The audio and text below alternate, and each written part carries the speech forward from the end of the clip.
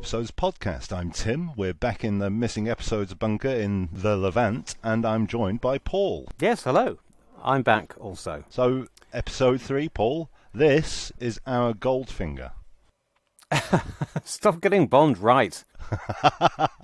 Anyway, I don't know about Pussy Galore, but we certainly have a lot of lion later on when we're joined by Paul Scoones, who is one of the New Zealand fans who helped to bring it back. Yes, a real-life hero. I can't wait. Anyway, Paul, did you bring along the goods? The goods? Oh, yes, of course. Yeah, I should just explain. Tim decided it would be good to have some The Crusade-themed goodies to enjoy while we're recording this week. The merchant down at the bazaar was very nice. So, yeah, I stole a load of his stuff while he wasn't looking. Yeah, that's what the doctor would have done. And what have you got then? What have you got? I have a couple of lion bars, one each. Oh, well, excellent. Episode 1 being the lion, and now we have themed confection. What else did you manage to get? Got some Jaffa cakes. Ah, brilliant. Jaffa oranges, also known as Shamuti oranges, came from around the city in which this story is set. Well done, Paul. What else? Yeah, I struggled a bit with this one, I'm afraid, so I just got us another snack. Wagon wheels. Oh, well, I suppose the word wheel as a vaguely linking thing. Yes, that was my thinking. Wagon wheels of fortune. Let's say, you could have provided a poster of Nicky Campbell and Jenny Powell from that TV show to brighten the place up, of course, with or without the Nicky Campbell. Anyway, what's last? Well, no confection this time, I'm afraid, but I did get... look at these. 2 rare Dapol figures of the Warlord. The Warlord? Yeah, the Warlord from the War Games, yeah? Philip Maddock. Go on, pull the string on the back. Oh, blimey, Paul, that's thin. Okay. No, pull the string!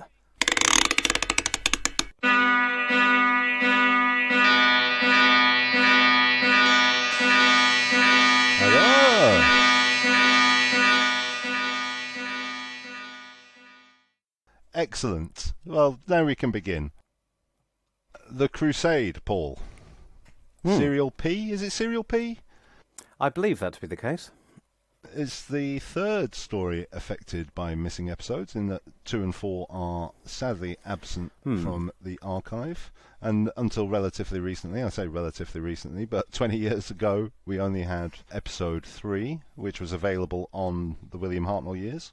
So we'll do the normal order. We'll talk about a bit of background to the show, our thoughts on the characterization. We'll do a bit of a review of our thoughts on the story, and then we'll wheel out Mr. Scoones. How does that sound? Brilliant, yeah. Yeah, we shouldn't leave him locked in that cupboard for too long. The Crusade. It's the 5th historical, and it's the first and only one written by David Whittaker. It is. So you might wonder if that gives us a chance to see his vision for the programme in its pure, untainted form. Except, of course, he's working for Dennis Spooner as script editor, just as yes. Spooner once, well, I say untainted, with no loaded meaning whatsoever. But the roles are reversed, haven't they? He was editing Spooner's Reign of Terror, so we might wonder whether that was the pure Spooner. And I think we argued last time that it wasn't. What about here? What do you think? Do you think this is David Whittaker's... Well, there is certainly the instance of the Spoonerism in here, in that it's the Spooner's device of getting the Doctor from A to B, and that he'll have various incidents along the way and have chance to show his one-upmanship over some poor, dim-witted so-and-so, and we get that in episode 1. But that's the only real Spooner I detect. Yeah. And it's interesting that it's as Whittaker's third script, the first one being Inside the Spaceship. What's his second one? The Rescue. Ah, thank you. So it's Whittaker's third script. Yeah. The first one is completely off the wall and written against the clock. Yeah. The Rescue is purely another space filler, if you like, to introduce a companion. So this is Whittaker's first attempt to show his writing chops. There was a point when I was thinking about this in preparation where I did wonder if perhaps this was the only story where we kind of see Whittaker just writing something for the fun of it, without any shopping list of requirements, or Yeah. it's a bit because the Power of the Daleks is not the pure Whittaker. Evil of the Daleks is also trying to fulfill certain functions. Maybe enemy and wheel in space, but Yeah. I like to think this is Whittaker just showing us what Doctor Who is to him, because I think it's his best. He's writing for pleasure, isn't he? He's right, and it's a pet subject of his, and we see that throughout, in that he really writes enjoyable dialogue, and we'll talk about the dialogue later. But yeah, it's him writing for fun. You don't get that sense of strain that you sometimes get when he's writing science fiction, like it's a second language for him. Here, No. like most of the writers and probably half the viewers in those days, he knows his subject. Do we know the subject, Paul? Aha! Did you do a Twitter poll for this one? I didn't. Ah. I assumed that because I covered it at school briefly, that most people would be more familiar with this stuff. But I don't know. Did you do it at school? Oh dear, I think only very generally. I mean, I certainly wouldn't have been able to tell you the difference between the first and second and third and fourth Crusades. No. My abiding memory of this is that Richard, the Lionheart's Crusade, fell to pieces because none of the European leaders could get on or agree what to do, so they all packed up and went home. Yeah. And then Richard I soon after attended the wedding of Robin Hood and Maid Marian in Sherwood Forest. Well, with a Scottish accent. That's the limit of my knowledge.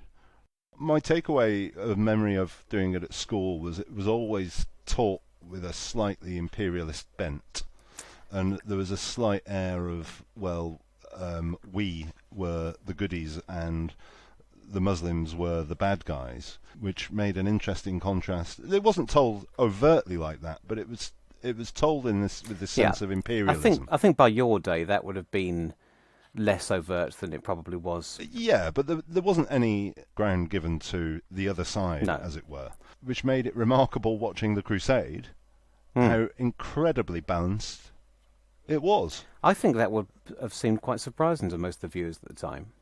Absolutely. I mean, not surprising, but not hopefully disturbing to the more intelligent viewers, but they would have probably been a lot of them had soaked up the traditional narrative.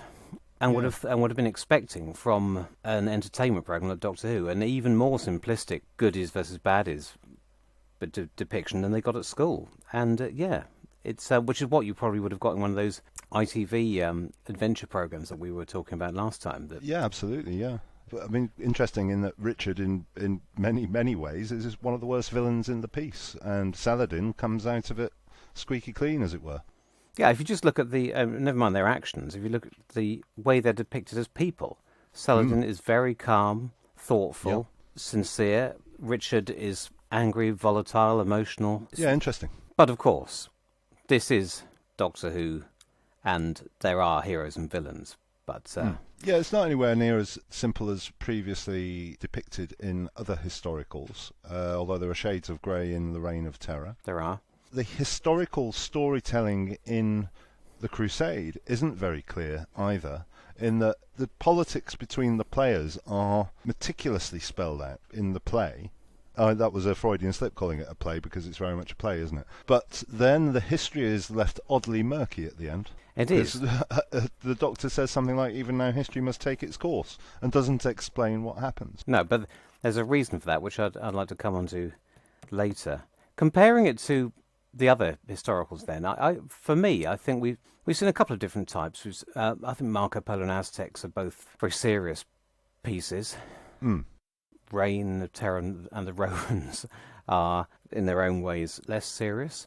Here, I think what is notable about the Crusade, it's the last time anyone tries to do a fully straight, serious-minded story about real events and real historical figures.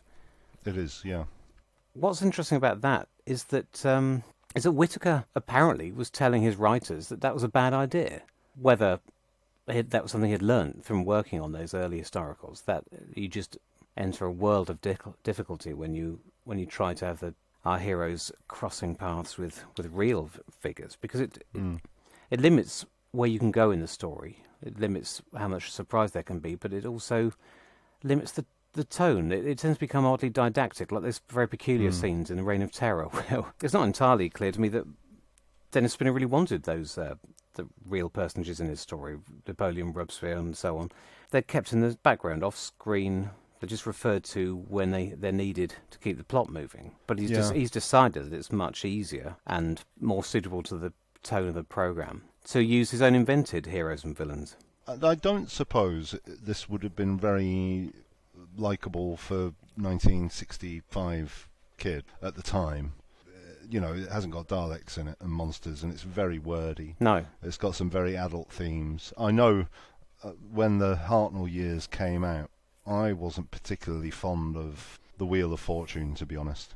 I found it a bit dry as a kid. Well, I would have been a teenager then, but, I don't think it would have been what Doctor Who was soon to become about. Well, the historicals have to reinvent themselves, and what they become is the smugglers, the Highlanders, really. Yeah. And they could have carried on in that vein for a lot longer, but it's not enough to save them. And, of course, what it actually becomes is bases under siege. Yeah, eventually. But we're in that period where it's formative and everything is new and everything is an experiment. I mean, you can't get much more different from the Web Planet to this straight-laced sort of drama. You can't. And then the Space Museum, which is wacky, and they never tried that again. And then the complete Kids Fest, which is The Chase. It's doing a lot of stuff in this season. And interestingly, I suppose in season 3 they try to go more adult. They sort of side on the Crusade in a way, in that they try to stick with the grittier stuff, and that goes down like a broken glass sandwich. And then we end up with the base under siege monster stuff being the staple. Douglas Camfield's first go at directing an entire story, and it did have that sense watching The Lion of someone who knows what they're doing and has a vision for how a fight should work. It was a bit scratchy, but he learned under interesting. Waris Hussein, didn't he? Well, I believe I've read that in passing.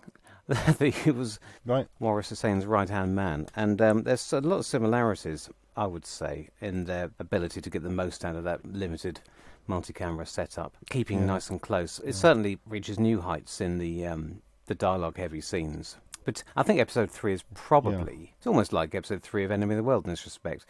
It might not seem very interesting out of context, but in context in the story, I think it's the peak of the dialogue, and the actors and the direction rise to the challenge. Yeah, and the peak of the story, and that the threat is the greatest, isn't it, to Barbara? And there's some pretty harrowing stuff in there.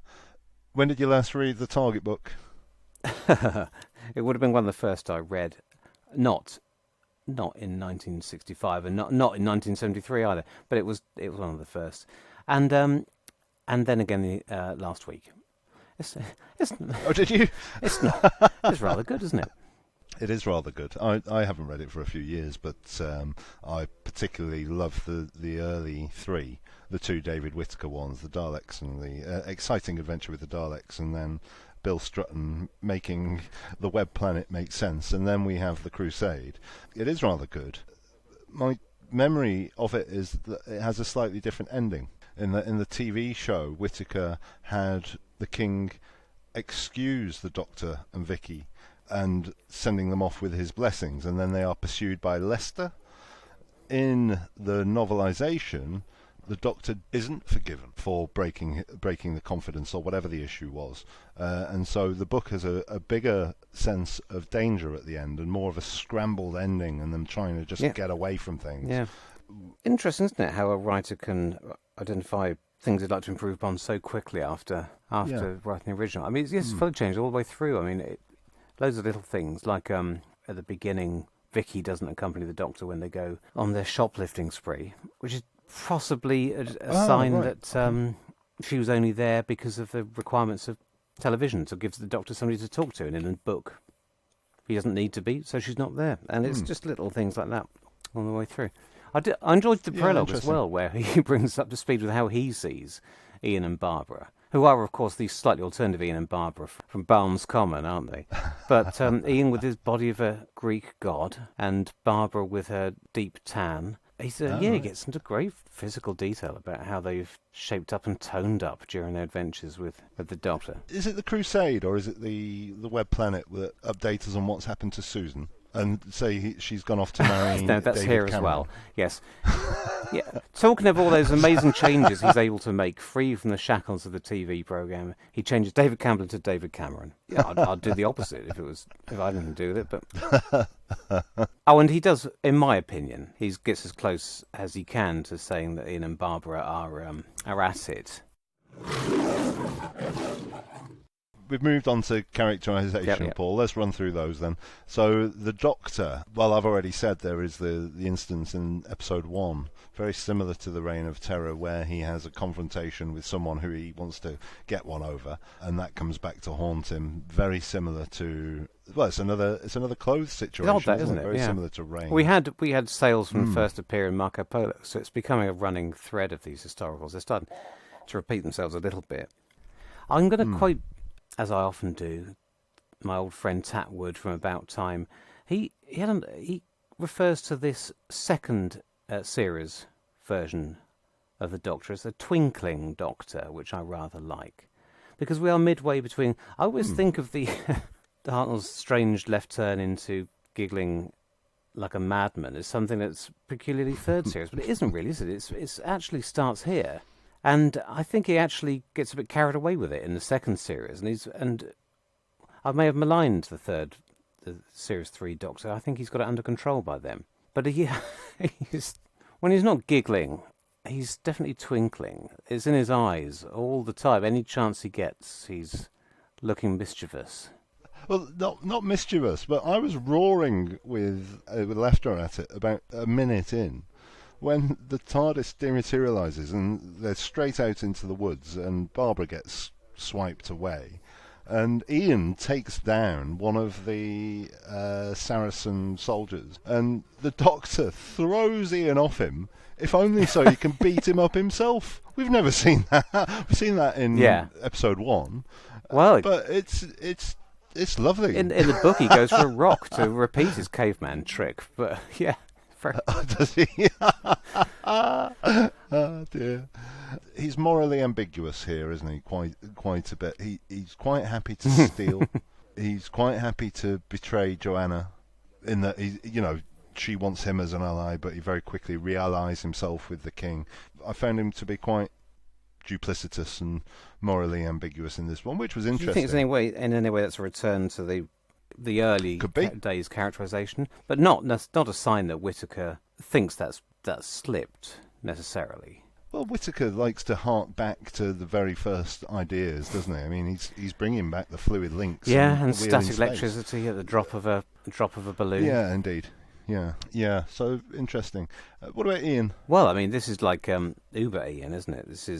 It's the platonic ideal of an Ian. He's not just an epic swordsman. Goodness knows where he's supposed to have picked this up, but he now gets knighted for it. He now becomes the... Yeah, literally the knight in shining armour, isn't he? But I found it interesting that he doesn't do a lot, really, in that he's pivotal to being the knight's character, but he doesn't get to do a lot. And he's on holiday again. Again, I'm looking forward again to the fact that the story gets a bit tangled towards the end, but it's not even entirely down to the way he's hidebound by the narrative. He has opportunities. There are spaces in the plot for him to achieve rather more than he does, but he ends up just tied down for an episode and covered with honey on his gorgeous bronze chest. Do you think that's just because he had another week off?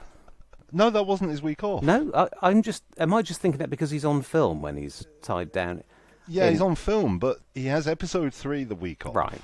And then in episode 4, he spends half the episode literally tied down, and then he doesn't save the day at the end. He just literally, because Haroon kills Ella Keir, he just literally escorts Barbara That in a back. less skilled, experienced writer, you would think was the cardinal sin of falling in love with your own characters. So giving Haroon the win, because, I mean, yes, it does make sense. Haroon's been set up to deserve that win, so he gets it.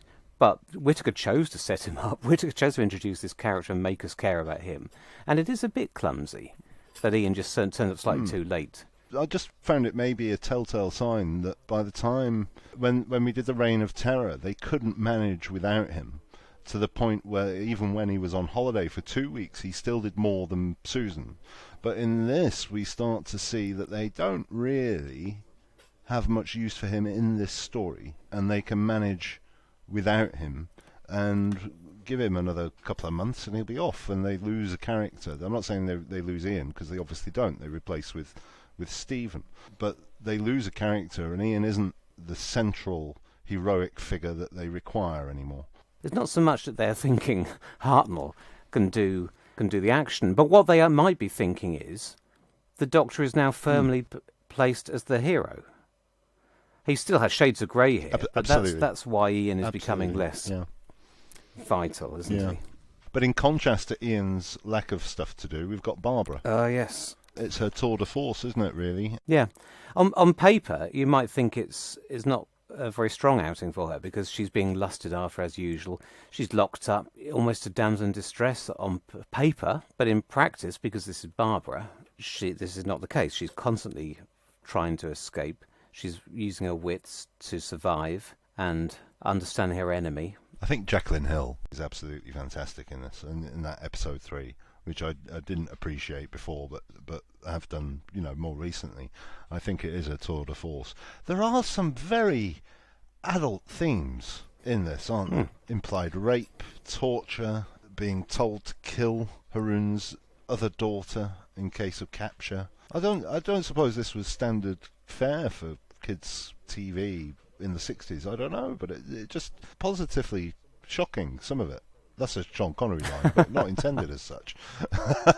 It is absolutely harrowing stuff that we have to deal with. And Ella Keir is one of the nastiest pieces of work that we see in the entire show, in that his threats are very real. And he's not threatening to blow up a planet or rule the universe. He's threatening to rape and torture and enslave and kill. So, very surprised yet again about how adult these themes are. In which case, it's not surprising that Whittaker apparently thought he could get away with the implied relationship between Richard and Joanna, which apparently the actors are very much looking forward to portraying. I don't know quite what this says about them. Yes. But they were giving it more sauce, apparently, weren't they? And did Verity Lambert interrupt them and say, "Don't think I don't know what you're up to," or something? Vicky. First encounter with Vicky. You know what? I found her a breath of fresh air after Most Susan. people say that, don't they? Yeah. I think for me, most of her strengths are, unfortunately, just as a reaction to Susan. I don't ever find her anything particularly sparkling in herself. She is charming. She's got a great sense of fun, which Susan certainly didn't. And it's the first character in the show, the first regular character, and one of the few actually who has this overwhelming sense of fun, especially in this. She's just laughing all the time during the scenes in the courts, and I found that very refreshing. You're right, it might be a knee-jerk reaction to Susan being ill. Saladin, yes, and Safadin. We've touched on the more sympathetic portrayal of them. They are historical figures. He does them justice. They are presented as the history books would have us believe. But, I mean, as you said, it's a sympathetic portrayal not of these as just as these as people, but of Islam, which is not what we would have expected. It's interesting. We don't want to get too bogged down in that side of it. But, I mean, David Whittaker was probably a Christian. I imagine most of these writers were back then. And it would have been, in a less intelligent treatment, it would have been very easy to push the angle that these people were bad just by virtue of their religion. They were born bad. They made a fundamentally unethical choice to move away from God. But he does not, thankfully, take that position. We have a marvellously still performance from Bernard Kay, back again just a few weeks after. It would be an unpopular opinion, but I think it's his best performance. I think it's lovely, and he's hardly in it. He's such a heavy character. He's hardly in it at all. There's only a few scenes with him in the first 3 episodes. He doesn't appear in the 4th, but I think it's his best performance. It's very, very measured, respectful, it has a poise about it. I think is really powerful. Yeah, very impressed. I like Bernard Kay anyway, but out of his four, I think it's four. It's his best. All of these actors are taking it very seriously. I mean, they have a choice when they come into Doctor Who, no matter what script they're given, whether to ham it up because it's children's TV or take it seriously. But here, it appears that it was never a question. They all thought this was a superb script. There's famously, due to the lack of animation as yet, lots and lots of minor characters in this, similar to Reign of Terror in that regard, in that there's a lot of characters in that as well, but not in the 2 episodes that they had to animate. But somehow the characters seem more engaging than previously. Yes, I'd have said. I mean, well, we've got to talk about the villain. I mean, for all the subtlety of our antagonists, Saladin and Safadin, they have to have a villain, and they create. Well, is it telling that he creates an original character, El Akir, to be the villain, rather than a historical Muslim? Well, it's interesting that they make the villain of the piece also the enemy of Saladin. It is. He's an enemy to everyone, which amplifies what he's doing with the balance of the good and evil in both Richard and Saladin, if you know what I mean. It really draws you to that because the villain of the piece is a villain to everyone. It is. And basically, that's what makes this story so interesting. And, you know, as much as I love it, it's not flawlessly constructed. If it has problems, I think it all stems from trying to have its cake and eat it. It is straddling that divide between needs of Doctor Who as an action-adventure serial. So it requires Barbara to be kidnapped and held hostage and people to fight to rescue her. It needs that, so it needs a villain like El Akir. But the background is the most colourful, richly painted tapestry we've ever seen, compressed even more so than Marco Polo. We've got the courts of Saladin and of Richard, both painted very vividly, but that is just a backdrop. So we've got an incredibly well explored, theatrically written and performed background, and in the foreground we've just got a bad man with a twirling moustache who's been invented for that purpose. Yeah. So it's an interesting dual level story. Yeah, you get to know I can't remember his name, but is he a Genoan merchant who comes in, El Akir's ally, who kidnaps Barbara for him? He's pretty well depicted, even though I didn't really enjoy him as a character. And we also have the slightly, sometimes comic presence of Chamberlain? The Chamberlain. Well, yeah. Who had one of the greatest funnies in Doctor Who ever. A boy dressed as a girl is nothing understandable these days. I thought that was so funny. It's as good a comedic line as there is in the show. It's a nice thing to say to your juvenile audience that these people are just like you. People have been saying, what is the world coming to? What are the youth of today like? For centuries, thousands of years. So it's nice to try and give people a bit of perspective. And we should mention Haroon and family, the 2 daughters. I think they're compelling characters, all of them. I think that's a compelling third storyline that goes throughout this, and it was a pleasure to watch, really, even though it was a very sad story. But yeah, interesting. The story itself, Paul, I think I know what your answer is going to be here. Did you enjoy it? Oh, very much. Probably I find the easiest story to watch that involves any kind of recon. I barely feel like episodes 2 and 4 are missing at all. Which is not to say I wouldn't like it if they turned up under Julian Glover's bed, but I really enjoy it. I do really like it. I think episode 4 is a bit of a missed opportunity. I think it's a bit of a scramble at the end, deliberately so. But you don't see Richard, you don't see Saladin. That story isn't resolved. The Doctor doesn't make it clear what history occurred there, and it's not a particularly crisp bit of history anyway. So, but it is a wonderful. It is. I think it is a wonderful. I think serial. It gets away with that slight looseness of structure because it's so tight, because it's only 4 episodes long. I mean, if we'd been rattling along for 6 or 7 episodes and then it all fell apart at the end, in inverted commas, then that would be disastrous. But it's moving so quickly that you almost don't notice. And you are so engaged with the... are we calling it the A plot? Is the main plot really, Barbara's been kidnapped, can we get her back again? It's so difficult to disentangle because we're being dazzled by what's going on with these these star names. Saladin early on, except, as you said, he disappears as soon as... It's quite a ruthless story as well. Once it has no further use for the characters, Whittaker doesn't feel any need to keep them around just because that's what would be expected. They're off.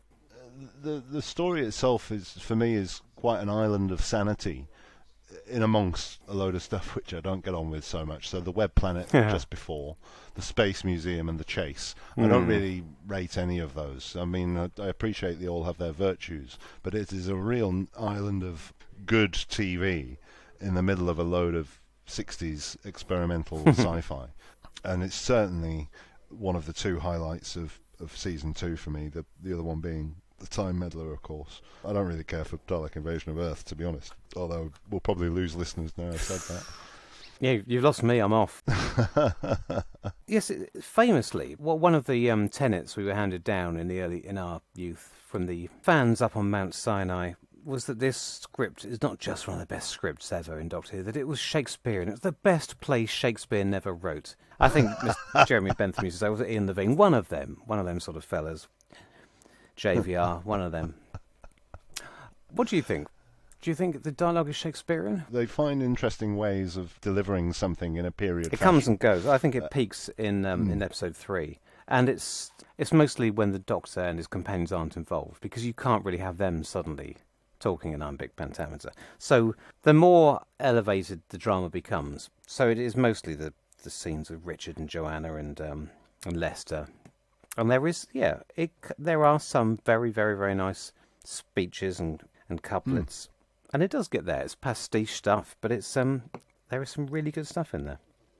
I'm going to come to what I've been building up to. The fact that you've already alluded to the fact that the Doctor can't really provide us the resolution we want. I mean, in the whole of the second half of the story, he's just an observer. The Doctor now can't add anything to the plot because there's nothing he can do to change events or influence them in any way. That's the plot he's involved in. Ian can rush off and ineffectually try to rescue Barbara, but the Doctor, stuck at court, just has to stand and watch and make sure that history follows its allotted path. And because we don't have fixed points in time, he can't tell us why he has to do this. No, this is not a criticism, but I mean, in episode 3, watch it, the Doctor is almost standing watching the story, the same way we are. He's watching, it's like he's gone to in the round production of Shakespeare's Richard the First. You don't need the Doctor to be embroiled in the story to have it be a successful Doctor Who. No, and when you've got 500 episodes a year like they had in this era, and you can afford every story, you don't like this tone, you can have something completely different. You can have, if you don't like the Web Planet, you can have the Crusade, and so on and so on and so on. Yeah, it's not a problem at all. Yeah, because these are still the eras, and the Doctor doesn't even need to be there. So why can't we have stories where he's there, but might as well not be? Anyway, what a great series. Absolutely.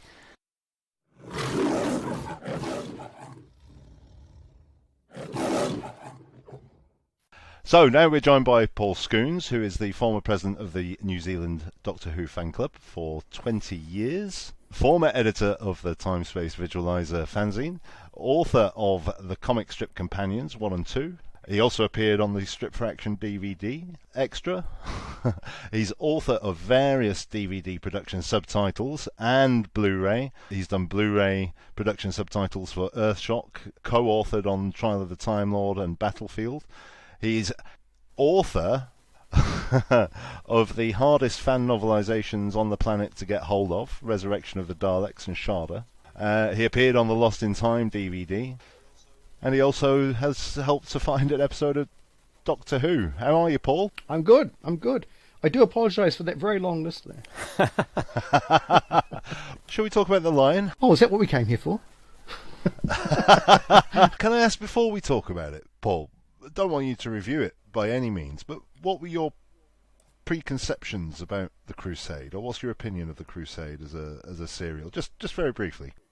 I think my impressions of it are very much coloured by it being one of the first Target books I would have read, I think. Yeah. So my mental image of the Crusade to this day is very much the detail that Dave Whittaker put into the book, which, as we know from comparison now, is very much more action-based, and there's a lot more happening, particularly in the later episodes, than we actually got on screen. So yeah, it's hard to separate the two mentally. And as a fan growing up, forgive me, but when I was a younger fan, I tended to be very dismissive of the black and white stuff. If what I had seen of it was very little, and what I had seen was multi-generation tape, so it was quite hard to watch. A lot of snowstorm, a flickering picture that never quite settled down back in the VHS days. So, obviously I've long since sort of learned the wisdom, the error of my ways, if you know what I mean, become a reformed fan of the 60s stuff, so don't get me wrong on that. But there would have been a time when the historical stories in particular I would not have paid any attention to whatsoever. So Crusade really didn't figure on my radar very much up until the time when we found it.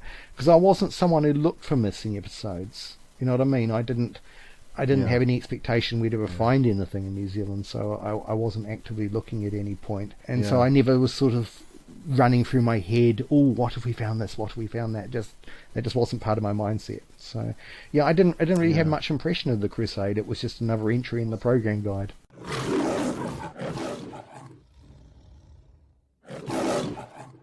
So we're on to the third missing story. This, along with Marco Polo Reign of Terror, the negatives weren't kept, which they had been for most of seasons 1 and 2. Opinions still differ on why those 3 stories missed out. There used to be all sorts of discussion of the fact that perhaps because they were historicals, they weren't as desired or as much of interest in certain territories, so they weren't sold as widely. Yeah, or rejected. Yeah, well, indeed. Yes, the number of countries the Crusade was sold to has dropped yet again. It dropped from Marco Polo to Reign of Terror. Now we're almost at half the number of countries buying this as we had with Marco Polo. And as you say, not all of them showed it, including New Zealand. Paul, you are the only person who's seen evidence that this story was rated, was it Y? Yeah, we've tracked down the original New Zealand Broadcasting Corporation, as it was at the time, the records that they had, the program logs, if you like, which was a handwritten ledger, multi-volume thing of every television program that came in as a film print into their archives. It has the record of it when it arrived in the archives, when it was scheduled for broadcast, because New Zealand was split into 4 television stations regionally at the time. So you got each of the 4 broadcast dates for each episode rather, and then you've got, quite crucially, you've got the record of when it was sent away again, or what happened to the episode, and also what it was rated.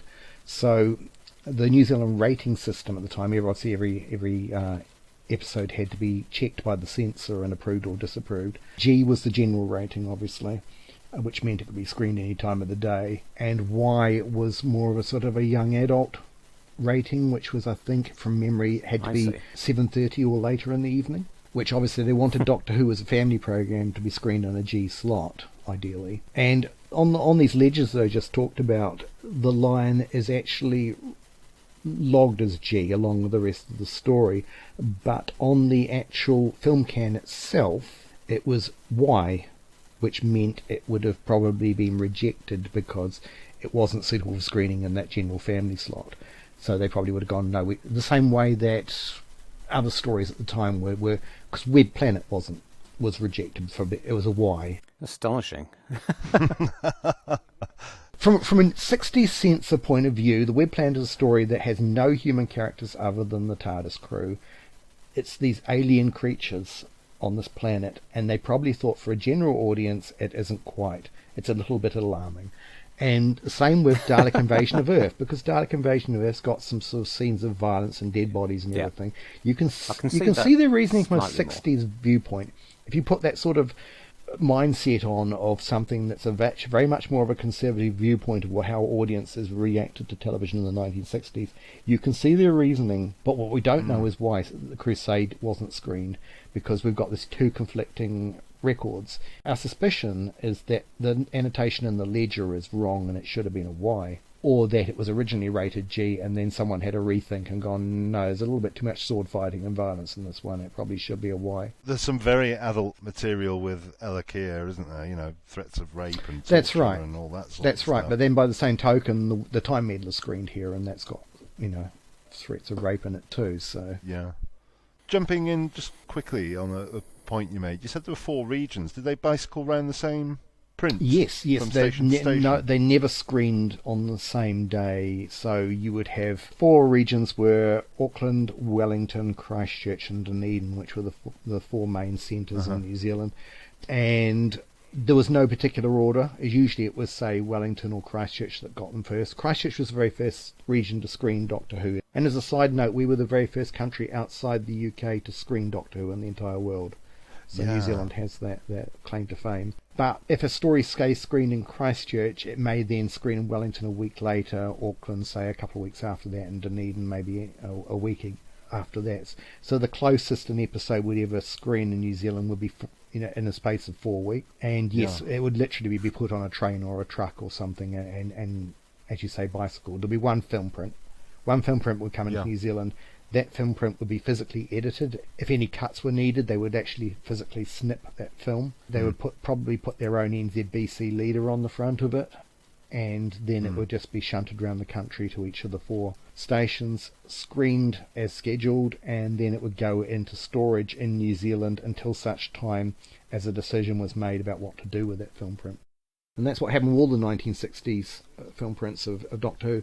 So in terms of New Zealand, there's a large number of stories that never screened here. We never got, for instance, Keys of Marinus, Aztecs, Dalek Invasion of Earth, Web Planet, as I mentioned before. We never got Dalek Master Plan, never got Mission to the Unknown, never got Gunfighters, a whole swag of Troughton. We never got season 6 of Troughton at all. Wheel and Space was the last story screened here prior to Pertwee. And some of those stories we just never purchased. It's not that they were all rejected by the censor. Some of them just never arrived in New Zealand. They probably perhaps were not offered for sale, or if they were offered, they were just turned down for sale. Yeah, there's big gaps in the New Zealand broadcast record. Yeah, so Crusade was one of those ones that fell through the gap and never screened here. So it's ironic in a way that it turned up here. I've been looking into trying to discover, seeing what the consensus of opinion is on where your prints came from in New Zealand, and even John Preddle doesn't seem particularly clear. I'd assumed that they would have come directly from the BBC, as they did for Australia, that you'd have had nice new prints, but he seems to think that a lot of them came via Singapore. Yeah, unfortunately, that ledger that I mentioned states where they went. It doesn't state where they came from. So we know, for instance, which episodes went from New Zealand to, say, Iran, or to Denmark, or to Singapore, which were the 3 main countries that we exported films to. But we don't necessarily know where they came from. You mentioned Iran. That's quite timely, isn't it? Because no less an authority than Mr. Venesis has suggested that 2 episodes at least might still be there. We know from the program logs that I believe it's 2 episodes of Marco Polo, the first 2 episodes of Marco Polo were sent to Iran. Why we didn't send the complete story, I don't know. Is it simply that the ledger hasn't been filled in for those other episodes and we sent the complete story? Or was it that we only sent the first 2 episodes because that's all they wanted? I don't know. Did they ever screen it as well? That's the other question. So, yes, your episodes were sourced from a variety of different places, but some of them were sent on as well to other countries. But the ones that weren't all faced the same fate, didn't they? Yeah. On the program logs, there's a date against many of the episodes of the 1st of April 1970. And for a while we wondered what that was, and it turned out to be a stock take date. And simply what it was is that someone or a group of people had gone through the New Zealand Broadcasting Corporation film stores and made a note of which film store had which film prints sitting on the shelves on that date, so that they therefore had an up-to-date record of what they were holding, and so they knew, because days before computers it was all done on pencil and paper. So the annotation against that episode of the Lion and the other episodes of the Crusade is HS 1470, which is Harriet Street, which was one of the New Zealand Broadcasting Corporation's film stores in Wellington, and obviously that date of 1st of April 1970. So that's the last annotation for that film print. And what we know anecdotally is that subsequently to that, a large number of those episodes that were in that stock take were sent to the dump. They cleared out the film store. New Zealand Broadcasting Corporation were building new archives, new studios, and didn't want to necessarily keep everything they had in the old film store. So a lot of it was just relegated to landfill to be sent to the dump. So we're talking, this is by no means just Doctor Who, it's by no means just BBC material, it's just film cans from all over the world that they happen to have brought into New Zealand for screening on television. They were just loaded onto trucks and sent to landfill. Cuts to 1999, and 29 years after it was dumped It's such a long time, at isn't landfill. it? Such a long time for it to be effectively hidden from public view. Yeah. What happened? Tell us what happened. Is that too broad a question? We probably need to break the story down a What bit. happened? But yeah, it starts out as sort of word of mouth thing. And here I have to give a lot of credit to my good friend Neil Lambess, who's the one who did all the detective work. And he was talking to a friend of his called Cornelius Stone, who again never really gets mentioned in the story. So really a shout out to Cornelius here for his part to play as well. Cornelius was a friend of a film collector called Bruce Grenville. And Bruce had in his collection, in his house, a number of 16mm film prints that he would play for his friends. And he had like an amateur sort of cinema type organisation. You know, you could hire the films. He'd come along and play the films for you if you wanted. So he was offering a sort of a film hire service. This was actually online. You could. This is the absurd thing. In 1998, on Bruce's website, which you could have viewed from UK or anywhere in the world, he had the line listed online. No one ever noticed. Oh, it's bonkers, that, isn't it? Yeah. It's mad. Yeah. Anyway, so getting back to the story, Cornelius had seen this episode of Doctor Who and mentioned it to Neil when they were chatting about what Cornelius had seen, because they were talking Animated Planet of the Apes or whatever it was that Cornelius had also watched, and they were raving about, oh, isn't it great to see these things on film? So Cornelius mentioned that there was this Hartnell episode he'd also seen at Bruce's, and this obviously pricked Neil's ears up, because Neil is one of these people who has spent a lot of time speculating about Doctor Who episodes still surviving anywhere in the world, maybe New Zealand.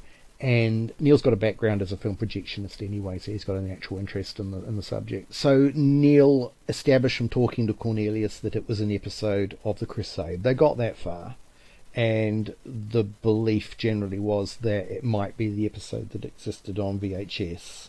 Cornelius thought it might have been the same one, so Wheel of Fortune, episode 3. But he wasn't sure. You know, so Neil's thinking, well, the other 3 episodes are missing, so, you know, got a 1 in 4 chance of it being the one that, you know, it would be ironic, wouldn't it, if we went along and it was Wheel of Fortune, and we go, oh, no, because it could have been. But, yeah, a bit like later happened with the Space Bombers. Well, exactly. So Neil got in contact with John Predel, whom we've already talked about, and said to John, you know, hey, there's a missing episode. And because myself and John had listened to Neil for many years talk about missing episodes in New Zealand and all these theories and everything, and I'm sure that at some point you'll have Neil on your podcast and Neil will tell you all his theories, so I don't need to go into them now. But there's a bit of a cry wolf situation there that, you know, Neil's expecting John to drive from another city to come back to Auckland and go with him to see this film collector on the off chance that he might have a missing episode. So John turned him down and said, no, you know, I don't think, I'm not bothered, I won't come along. So Neil then phoned me, and one of the reasons he did that was because John said, oh, Neil had already arranged for Bruce Grenville when he set up this meeting. He said, would you mind if we videoed the episode? You know, if we set up a video camera and took a recording of it off the screen. Bruce goes, no, that's fine, you can do that. And so I had a video camera and John didn't. So John said, why don't you call Paul, because he's got a video camera. And so Neil phones me and I go, oh, Neil, look, I haven't actually, you know, Neil's a good friend of mine, we've been friends for years. And I said, well, let's catch up anyway, because even if it turns out to be nothing, at least we'll have had a good catch up. And so, so we got together in town, we went out for a meal, and we, you know, there was certainly a sense of anticipation, or, you know, we could be on the verge of a major discovery, so we're getting quite excited about it. Really, we're sort of rocking each other, okay, this is going to be great, we're going to find something. But the background mind's going, no, don't get too wound up, because, you know, this guy might not have anything, you know, that's missing, or he might not have anything at all. The Chinese whispers might have got very confused. So we went along to the Bruce's place, and Bruce welcomed us in and everything, and very happy to see us there, and we chatted and everything. The problem was that Bruce had just maybe 10 minutes beforehand had sat down to watch a film on video. I read this. Yeah. It was a film called Veronica Voss, which is forever stuck in my memory. 1984 black and white film that just seemed to go on for an eternity. IMDb says it's under 2 hours, but it felt like 3 to me.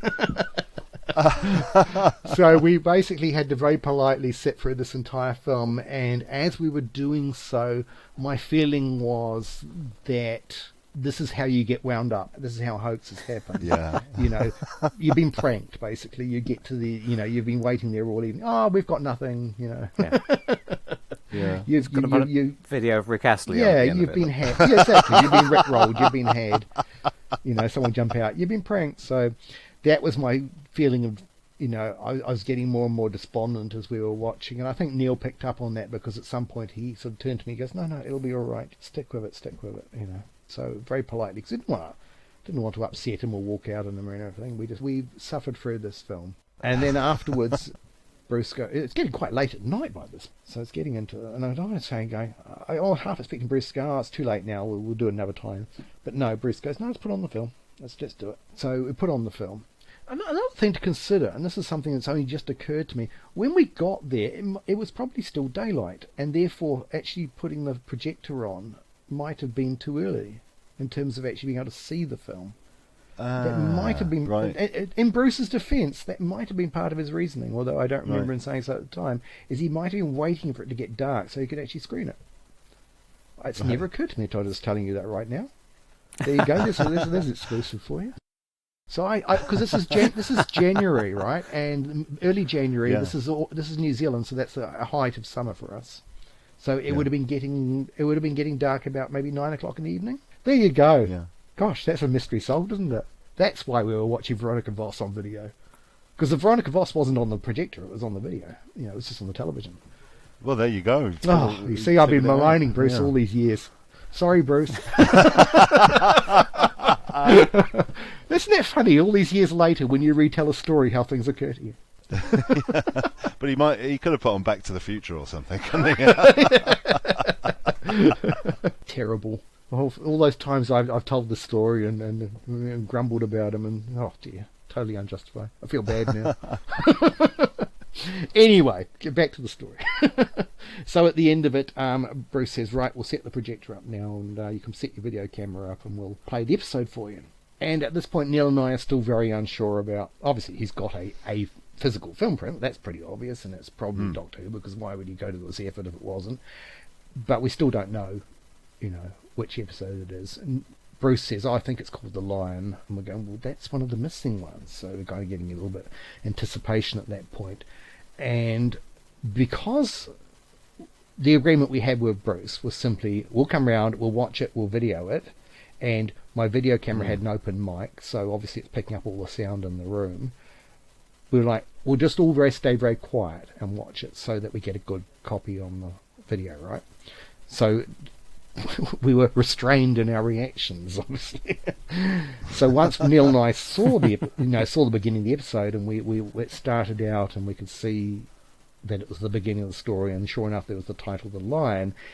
We were kind of like silently shaking each other's hand and sort of giving a thumbs up and everything without wanting to say anything. I mean, that sounds really absurd, I guess, in retrospect, because, you know, we should have been sort of cheering and whooping and carrying on. What we didn't know, because neither of us knew Bruce very well, is whether that might have been our one and only opportunity ever to see it. And so therefore that video copy that I was making on my video camera might have been the only record we ever had. So there is a parallel reality where to this day that video camera recording is what everyone's seen and nothing more. If Bruce, for argument's sake, never let it out of his sight, or sold it to a collector who never let anyone ever see it ever again. So so we were mindful at the time that we needed to get as good a video copy as we could of the. So we got to the end of the episode, and the awkward thing was that on one hand, and you know, you mentally play this through in your head. In fact, the thing is, when I was watching the episode, I was trying to enjoy it and, you know, take in the experience, but like you would be, and the back of your mind is going, what do we do now? You know, that's what was going through my head. What do we do now? We haven't really discussed this very well beforehand. how do we cope? What do we do? We don't know what the correct procedure is to actually do anything about this. Well, who is this guy? Is he going to let us borrow it? All this is running through my head while we were watching this episode. So we get to the end of it, and I was really hoping that Neil wouldn't overplay his hand, and he probably was hoping the same thing about me, because we hadn't really discussed it very well beforehand. Because if we'd suddenly started saying to Bruce, this is fantastic, you're sitting on a gold mine, Bruce might have gone, oh, okay, right, I'm putting it up for auction right now, and no one's ever going to get to see it, and I'm going to make millions of dollars out of it, or whatever he thought. And that would have been the end of it. As it was, Bruce was kind of like, it doesn't really, I've watched it a number of times, I'm not really that interested in it. It's not a complete story. In Bruce's mind, he thought the BBC held it. He didn't realise it was a missing episode. He wasn't much of a Doctor Who fan himself, so he just wasn't clued up on the fact that the BBC were missing. His immediate reaction to us saying to him that the BBC were missing episodes, and this was one of them, was, that's not right. The BBC hold all of Doctor Who. You can go into a shop and you can buy them in VHS. We'll go, no, there's ones that are missing. But this is a non-fan perspective, right? Also, a lot of BBC staff thought exactly the same thing, apparently. Well, we'll get to that later on, shall we? That's a whole other can of worms. Did you tell Bruce there and then, or did you go, oh, well, that's quite interesting, I suppose? Or how did you react when the film finished? Well, like I say, we were trying to be a bit sort of diplomatic and circumspect about it, because we didn't want to sort of hype Bruce up to the point where we didn't want to think he had something so incredibly valuable that he would never let out of his sight, because my objective in this was, I want to actually borrow this film print from you. I want to take it away with me. I want to send it to the BBC. I want them to be able to take a copy of it, and then my presumption was, then they'll give it back to you, and you can do what you like. That's what I proposed to Bruce at the time. I said, look, this would be the ideal situation if you let us borrow it and send it to the BBC for a period of time as a loan. Bruce seemed amenable to this, but he wanted time to think about it, because obviously he didn't know us very well, we didn't know him very well, he didn't know if we didn't have any sort of credentials on us or anything, if you know what I mean. So we decided to leave it for a week, let Bruce think about it. Neil and I went back to my place and we emailed Steve Roberts. I knew Steve probably through his forum, maybe, so he knew who I was. He knew, we knew each other, to email each other. So his reaction was very much immediately, great, this is great news type thing. And he emailed me a letter that I could give to Bruce that would, state what the BBC's intentions were in regard to the film, so that Bruce had something to, verify that we were legit. And I think that happened. I might be getting ahead of myself. The first time I think I didn't have the letter when I went round to see Bruce, if I remember rightly, because I rang up Bruce.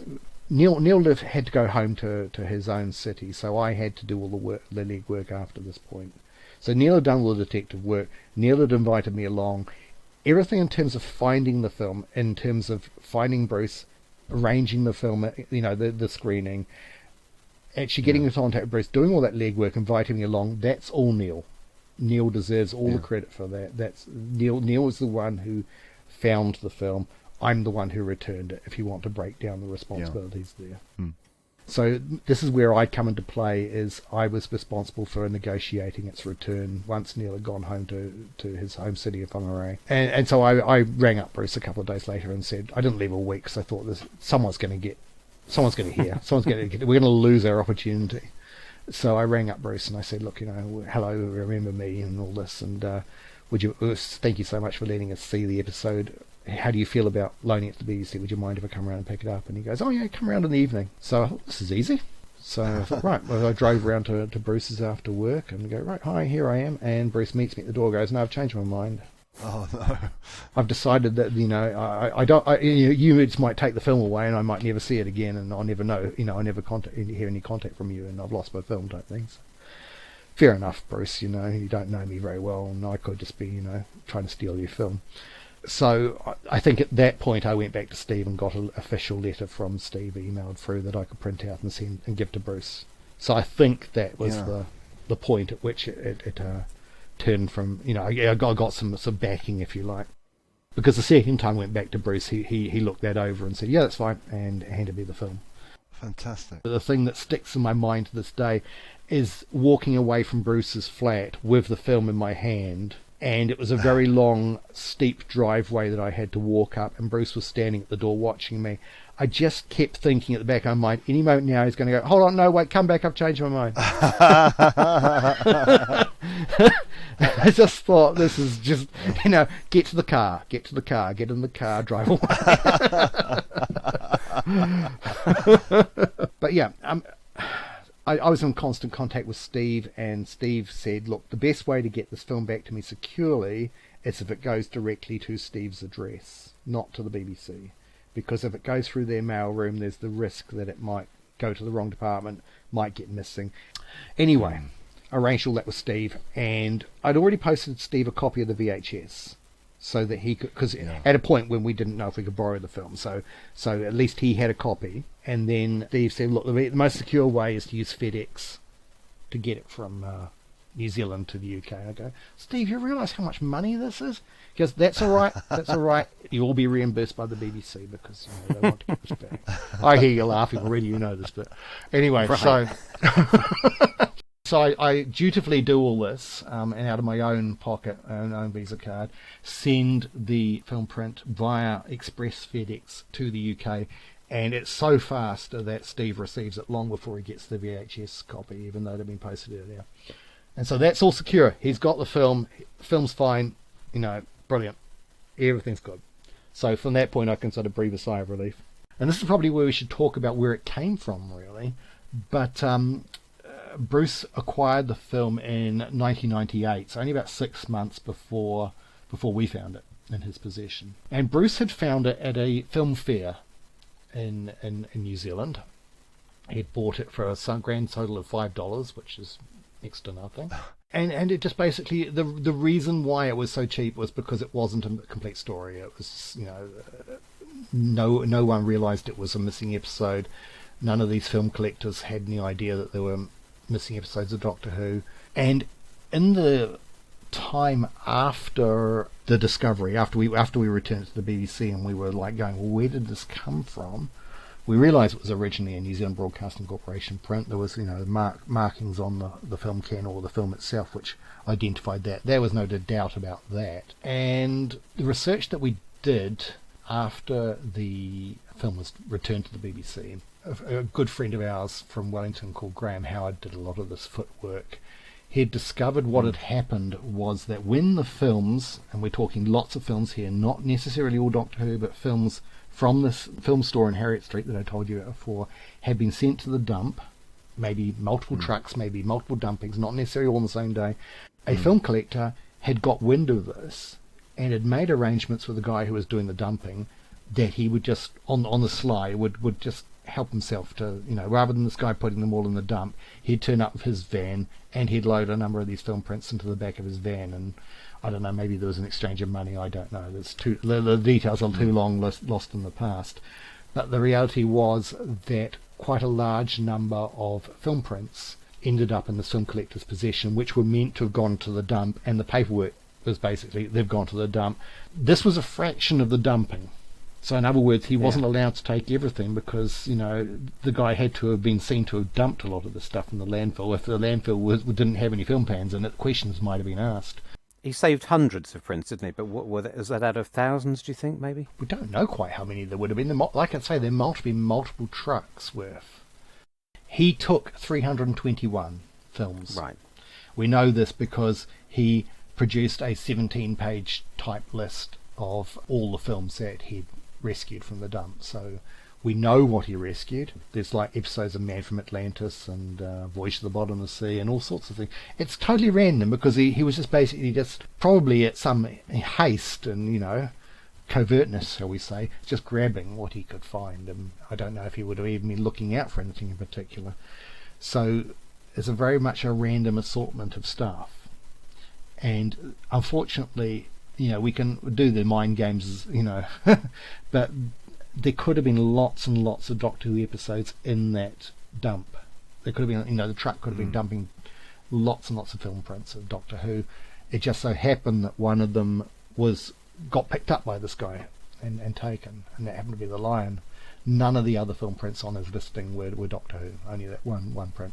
It's a remarkable coincidence, not coincidence, it's a remarkable stroke of luck that if the New Zealand records don't exist for what happened to the Prince of the Dalek Invasion of Earth, the Rescue, the Romans, the Web Planet, and the Crusade, what a good stroke of luck it is that the one episode that he has picked up is one of the 6, 8, 12, 18, plus one Crusade, 19 potential ones that he could have grabbed that we had. What a good stroke of luck. The same annotation that appears on the program records for the Crusade, this 1970, the last known stock take of it. Yeah. Also on that is Dark Invasion of Earth, the Rescue, the Romans, the Web Planet. They've all got that same annotation against it, so they could potentially have all been in that dumping. Also in that is 5 episodes of Marco Polo. That also has the same annotation against it, because the first 2 episodes are sent to Iran, the remaining 5 have got the same annotation that Crusade has. So technically, I did not know that. Technically, they could have been in that dump. Same thing with Space Museum, but again, you're not that interested in that. But I'm saying there's the whole grouping of those episodes have all got that same notation against them. Yeah. But my point of all those stories that I just listed off to you, so many of those we don't need. You know what I mean? Yes. So let's imagine that all those episodes of Dalek Invasion of Earth, Rescue, Romans, Web Planet, all went into that dump at the same time. We don't know that, but let's say for argument's sake they did. He could have easily just picked out one of those. You know what I mean? The chance of him getting just the episode of Crusade, one that we didn't have, quite remarkable, really. And it's a stroke of fortune as well, I think. We know definitively, thanks to the detective work, the films that he picked up. So you guys aren't going to be, wondering if there's more out there for the rest of your days, because you know definitively that's the only one he got. Yep. It's sad. Short of digging up this rubbish tip, there's nothing else that can be done, is there? Yeah, but can you imagine? Not early 1970s through to now, what the sort of state of anything would be. I very much doubt you'd even recognise it as a film can, let alone anything else. Even before Indiana Morris started talking about digging up rubbish tips, I remember fans on forums saying, could we do this? Could we do this? I'm sure somebody once said that it had a school playing field on top of it now, but I don't know if that's apocryphal. Right. John might have said it was a car park. Yes, John Prettle's shown me aerial photographs of what he believes is the landfill area. Again, that's something maybe you can ask him about. Yeah, fantastic. What we understand is that a large number of these film cans, including the Lion, had been stored for a long time on a property, and basically he hadn't been paying for he had been using someone else's property to store these films, and he'd agreed to pay this guy who owned the property for the storage space, and tons and tons of boxes and crates of all sorts of junk that was being, and apparently it was being exposed to the weather and everything, so it was all starting to deteriorate. So again, stroke of fortune, the Lion didn't, the rain didn't get in and all that sort of thing, because all these film cans were just lying around in open weather. So a guy called Dean Fletcher got sick of all these, having to store this stuff for his mate, and invited a film collector called Larry Duggan along to his property and go, would you want to just make me an offer for what you'd like? And so Larry bought around 40 of these films for $150, and one of those happened to be The Lion, and then Larry sold it at a film collector's fair where Bruce bought it. So basically The Lion had been sitting in junk storage for a while. Fantastic. Yeah, so there's all this sort of good fortune steps all along the way where it might have got destroyed or lost or you know what I mean? It survived all these steps. Yeah. And like I say, none of these film collectors knew the importance of it. So talking about the aftermath then, we've got as far as your film print, closely followed by the VHS, turning up on Steve Roberts's. Yeah, I mean, then it's down to Steve working his magic, shall we say. The restoration team, as they were at the time, will put it through a wet gate process, I believe, to try and get as many of the scratches out. I mean, you've seen the condition of the thing on DVD. It's not the best quality, but they did the best they could. And I would hope now that time's moved on and software's improved, that when it does come out on Blu-ray, that a lot of those scratches may be able to be cleaned out. I'm not sure. I would hope that it'll look a lot more spruced up. But obviously they don't have the film print anymore. They've got the digital copy they made at the time because it was returned to Bruce. Indeed. And nowadays, well, not that they've done them on Blu-ray yet, but they certainly have a practice of scanning things in HD now, don't they? Because I gather Mr. Crocker has said that even if there's no more resolution in the picture, you get more resolution in the damage, and that makes it easier to get the damage itself out. Yes, when Bruce got the film back from Steve, it was about a month later, I think. I'd thought nothing of it. I kind of like, the film had gone back to the BBC, to Steve, and Steve had done all his work on it. And was going, this is all good. And then Bruce contacted me a few weeks later and go, what's happened to my film? And so I got in touch with Steve and go, oh, yeah, we should return that, shouldn't we? So it's kind of like, so Steve FedExes it back to me and I return it to Bruce. Then Bruce goes on to do it, the first and only public screening of the film at a sci-fi convention in Auckland. It was very elaborately staged. Bruce was like, I want security guards. When I walk in, he wanted to be driven to the convention by security guards, and he wanted to be walked in flanked by these security guards, and he was going to put it on his projector and everything. So the convention were like rolling their eyes at this and going, oh, this is just ridiculous. So they what they did was they very cannily got a few of their friends who, the organisers' friends who happened to be quite solidly built characters to put on dark suits and sunglasses. So Bruce was to be fair, Bruce was probably in on this, but he looked the part. You know what I mean? He wanted the showmanship of it. He wanted the theatrics of it. And Bruce's motivation behind doing all this was that Bruce wanted to auction off the film. Bruce believed by this point that he was going to make a hell of a lot of money out of it. He was talking at one point about buying a house out of the proceeds of selling the film. Yeah, $1 million. He sincerely believed this, and nothing I could say to him would do any different.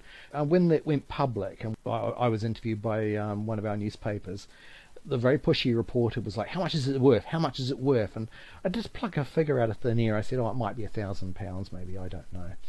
And so, of course, this went into print. Doctor Who print worth $1,000, It's kind of like, well, I just speculated there.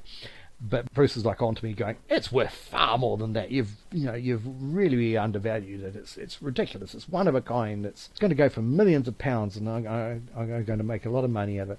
Part of the problem was he was racked up by the lottery show in the UK, because they did a special episode which you might have seen of. They had Fraser Hines on it, and they were talking about good luck stories, and I think this is a segment they did every week on their lottery show, and they got Bruce on the show, a segment they filmed in New Zealand. He didn't travel over to the UK for it, but he's on the show talking about his amazing discovery and everything.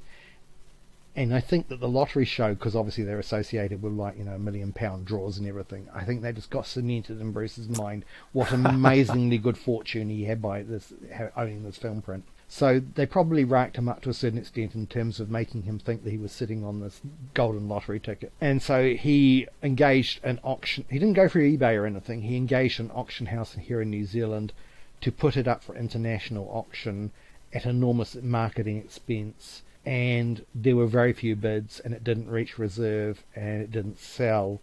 And then they tried again later, again at more additional marketing expense. And it did sell the second time, but unfortunately it didn't even recoup the costs that Bruce had outlaid in terms of the cut from the auction house, including the advertising they'd done into it. Although Bruce was not required to actually pay the difference, he certainly didn't make a cent out of it, which is kind of a bit unfortunate. So from thinking he had something that was going to buy him a house to something that made him absolutely nothing at all, it's a bit tragic, really.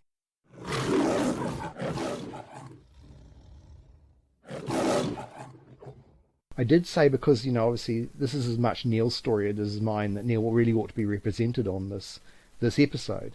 What I asked Neil to do was to write me a couple of paragraphs that I could read out for you. This is Neil's perspective 21 years later on Finding the Lion. So if I can read this for you. Please do, yeah. 21 years later, it still seems quite dreamlike to remember that night. The meal we had beforehand, the thought that it could have been a hoax played on us. The agonising wait as Bruce and his friend watched Veronica Voss. And then the unbelievable image of the opening titles on a big projector screen. Then the TARDIS materialising in the clearing, and the look on your face as we shook hands in silence, so as not to ruin what could have been the only recording you were making. Wow. But the best bit for me after all this time is still that letter Alvin Rakoff wrote, saying we had given him a little bit of his late wife Jacqueline Hill back for just 20 minutes. I still choke up about what he wrote, as it means the most to me. And for me, that's what matters most about finding any missing episode and getting it back. It restores the art, the work of people that tried to create something from virtually nothing, memories for those left behind, and maybe for those of us watching it for the very first time, or the 20th time.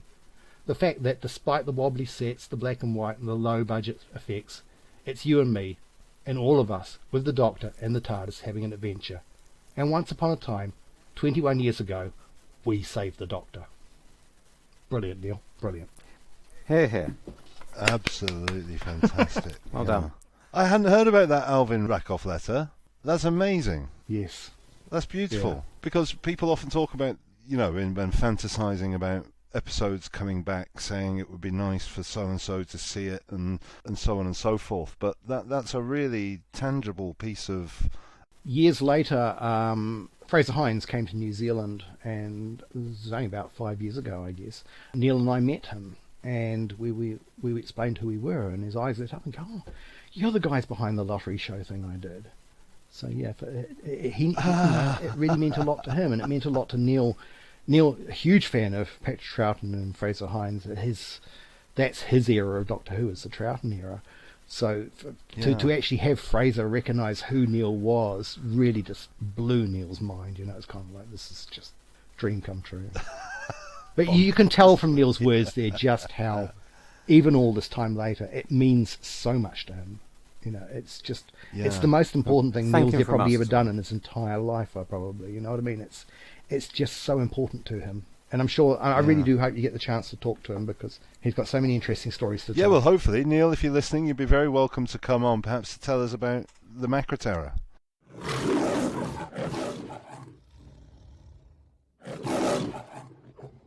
So going back to the proposed Bruce auctioning off the print and having aspirations of 7 figures but achieving 3 figures, did he get a warning from the BBC or something about his ability to sell? You're quite right. There's a whole issue around this.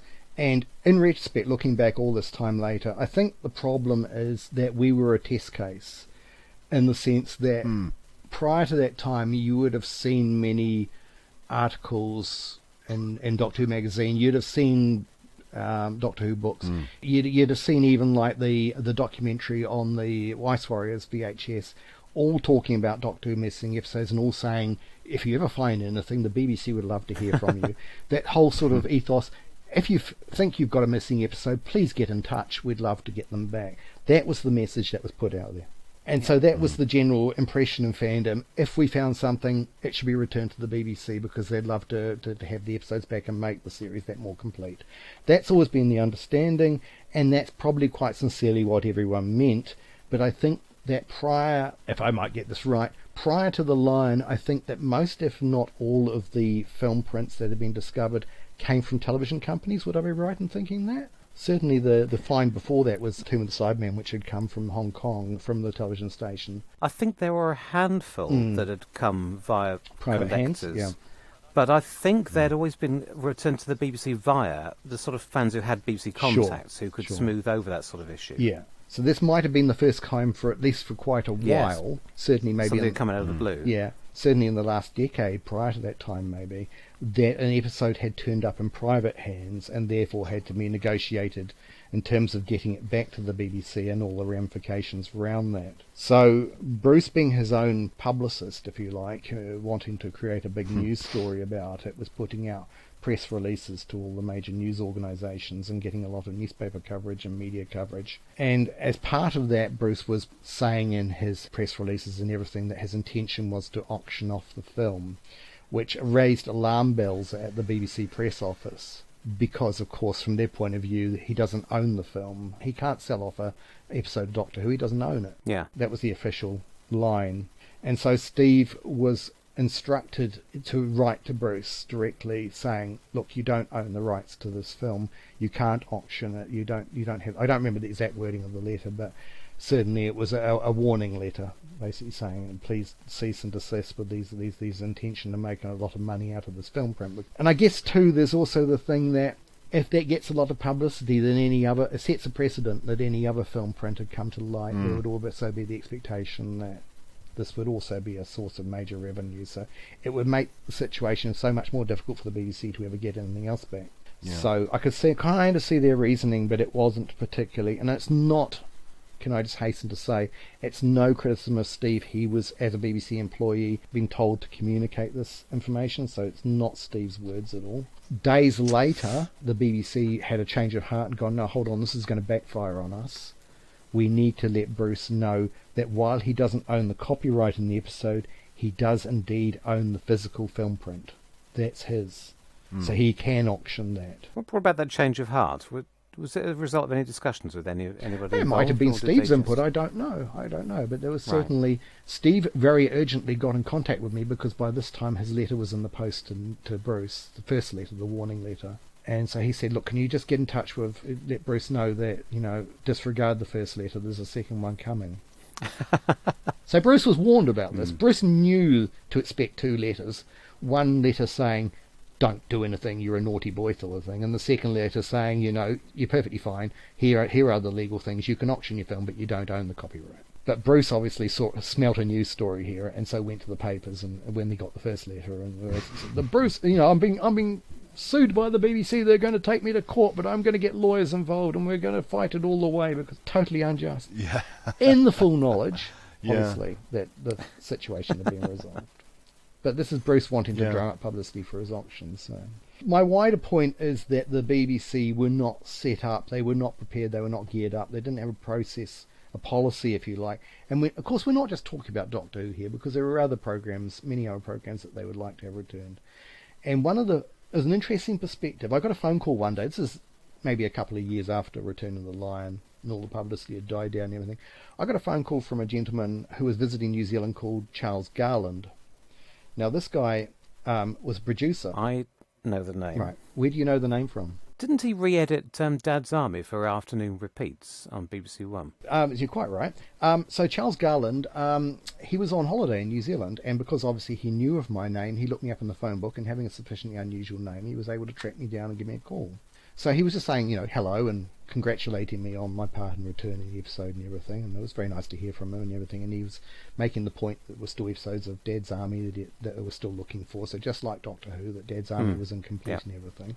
We were chatting away, and lovely guy and everything, having a nice conversation on the phone, and he said to me something which sticks in my mind to this day. He said, you are ever so fortunate that you got the episode back to the BBC.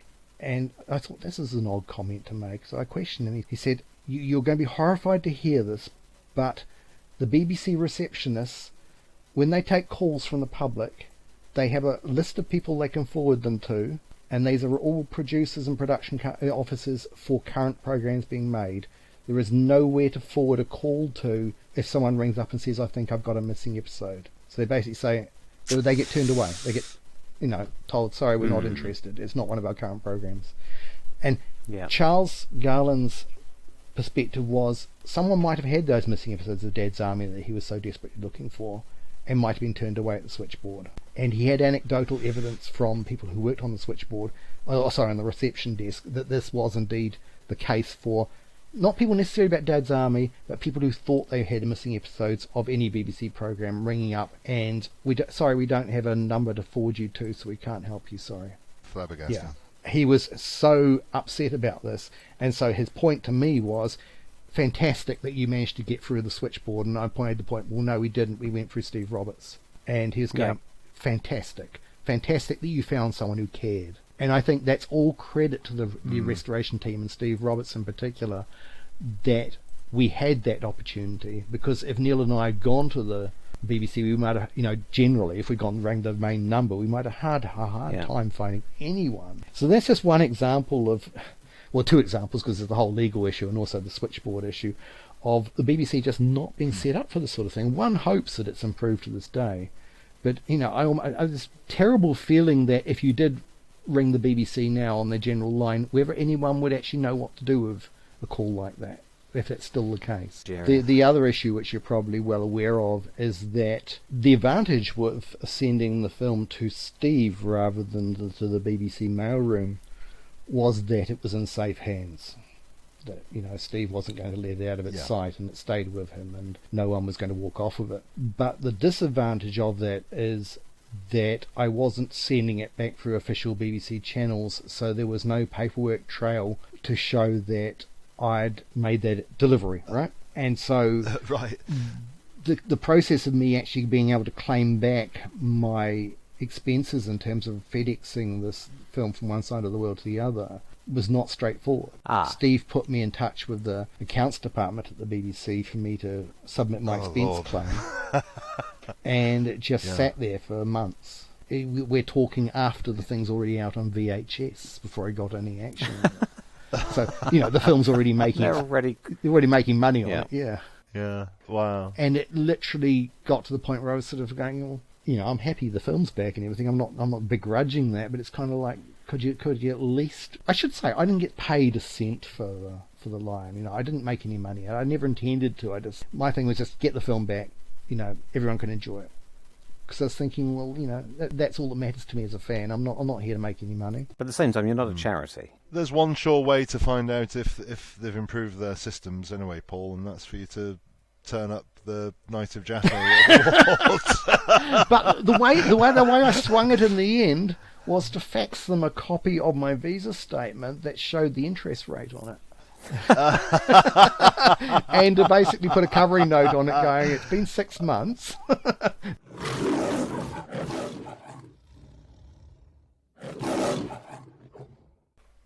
What you've done is, change the landscape of that second series in a percentage minor way, but it's an experience altering thing that you've done for fans of the show. And absolutely. I hope all these negatives don't take away from the overwhelming positive that is.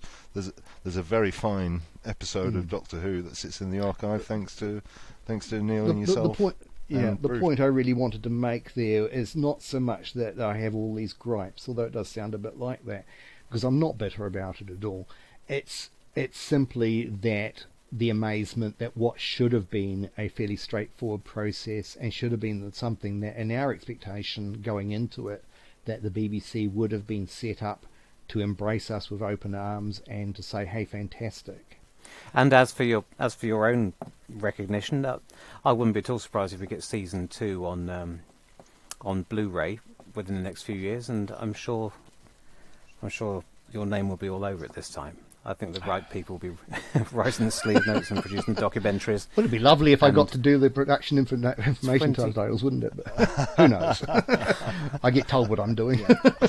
I'm going to take that as a hint, even though it obviously... No, good Lord, it's certainly not. No, I'm not winking or anything. Good Lord, I won't get in trouble. No, I can assure you, Paul is not winking. Animation aside, there's also, always the vague possibility that we may yet recover the other 2 episodes.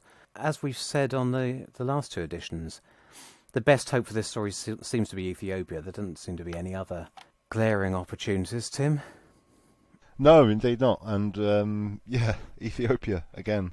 If they've got Marco, they've got Rain and Crusade. If they haven't, well, never mind. And we'll never know in either case. It's such a long time later, though, isn't it? It just decreases the possibility, I would have thought. Yeah, a lot can happen in those... it does. 40, 50, nearly 50 years. I thought it was quite extraordinary when Web of Fear and Enemy of the World were returned. Again, they sat in that film store untouched for all those years. Okay, the chances of anything happening to them in all that time, and they've managed to survive that long. Well, it was so remarkable. But it was so obvious on the Enemy of the World special edition when we saw some of the photographs of that storeroom, was that it was an absolute time capsule. Yes. That room looked like it had been barred up for the majority of that time, and no one had gone in. And you have to wonder what the chances of those circumstances repeating themselves are. But you never know. I mean, Paul, you've had a hand in returning a film that was 1 out of 371 that just happened to have been fished out of a dump and then rescued as part of a larger collection furthermore, and then found its way to a person who knew the right person. I mean, these things and just happened out of what was probably a large, if there was other Doctor Who episodes in there, almost all of the other ones in that batch were probably surviving ones. Yeah. I mean, I I talk about parallel worlds. There's a version where we found episode 2 of Dalek Invasion of Earth. And yeah. yay, we found a film from. Oh dear, we. Yeah. I'm sure I can still come on to talk to you about it, but no one will be that interested, right?